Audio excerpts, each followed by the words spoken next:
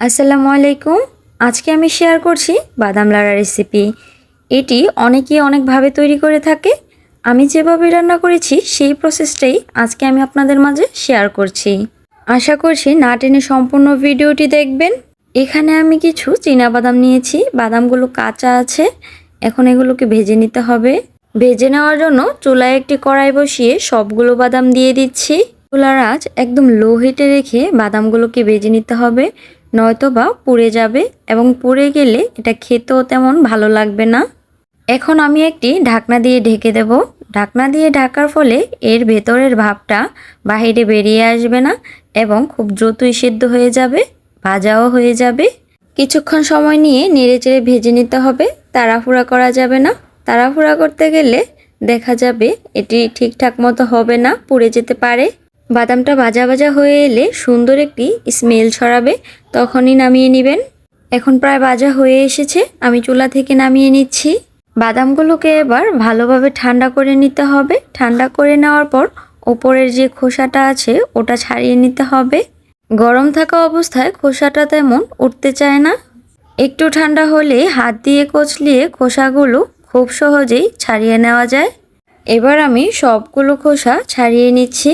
দেখুন কত সুন্দরভাবে খোসাগুলো উঠে যাচ্ছে। এভাবে আমি সবগুলো খোসা ছাড়িয়ে পরিষ্কার করে নিয়েছি।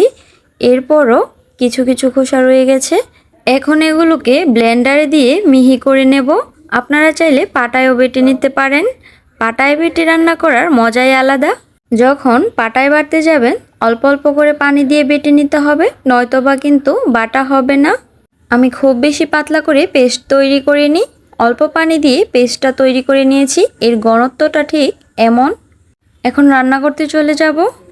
আর এখানে 2 পিস মাছ নিয়েছি, মাছ দিয়ে রান্না করব। রান্না করার জন্য কড়াইতে দিয়ে দিচ্ছি তেল। তেলের পরিমাণটা আমি কম করে দিয়েছি। বাদামের মধ্যে এমনিতেই অনেক তেল থাকে, ভাজার পর তেল বেশি ওঠে। এরপর দিচ্ছি পেঁয়াজ এবং রসুন কুচি। এখানে আমি মিডিয়াম সাইজের 2টি পেঁয়াজ এবং 1টি রসুন নিয়েছি। এরপর 3-4টে ফালি করা কাঁচামরিচ এবং পরিমাণ মতো লবণ দিয়ে নেড়ে চেড়ে ভালোভাবে ভেজে নেব। পেঁয়াজ একটু ব্রাউন কালার হয়ে এলে দিয়ে দেব 1 চা চামচ হলুদের গুঁড়ো, 1 চা চামচ মরিচের গুঁড়ো, 1/2 চা চামচ ধনিয়া গুঁড়ো। এর সাথে অল্প পরিমাণ পানি অ্যাড করে মাছগুলোকে কষিয়ে নেব। দিয়ে দিচ্ছি মাছ। মাছগুলোকে ভালোভাবে কষিয়ে খুলে নিতে হবে। এখানে চাইলে আপনারা যে কোনো মাছ দিয়ে রান্নাটা করতে পারেন, তবে মাছের কাঁটা বেছে নিতে হবে, নয়তো বা কাটার জন্য খেতে পারবেন না। মাছগুলোকে ভালোভাবে ভেঙে আরেকটু কষিয়ে নিচ্ছি।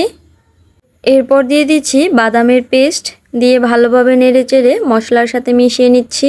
বাদামটা কিছুক্ষণ পর পরই নেড়ে দিতে হবে, নয়তো বা নিচ দিয়ে লেগে ধরবে। এই রান্নাটা খুব মনোযোগ সহকারে রান্না করতে হয়। এরপর দিয়ে দিব অল্প পরিমাণ পানি। এখানে বাদামের প্লেটে রাখা পানিটাই অ্যাড করছি। এবার ভালো করে নেড়ে 10 থেকে 15 মিনিটের মতো জাল করে পানিটা একদম শুকিয়ে নেব। নাড়তে নাড়তে এক পর্যায়ে যখন বাদামের পানিটা শুকিয়ে আসবে তখন দিয়ে দেব ধনিয়া পাতা কুচি। আর ভিডিওটি ভালো লাগলে একটি লাইক করে প্লিজ চ্যানেলটি সাবস্ক্রাইব করে যাবেন। পরবর্তীতে কোন রেসিপি দেখতে চান অবশ্যই কমেন্ট করে জানাবেন। আজকের মতো এই পর্যন্তই। সবাই ভালো থাকবেন। আল্লাহ হাফিজ।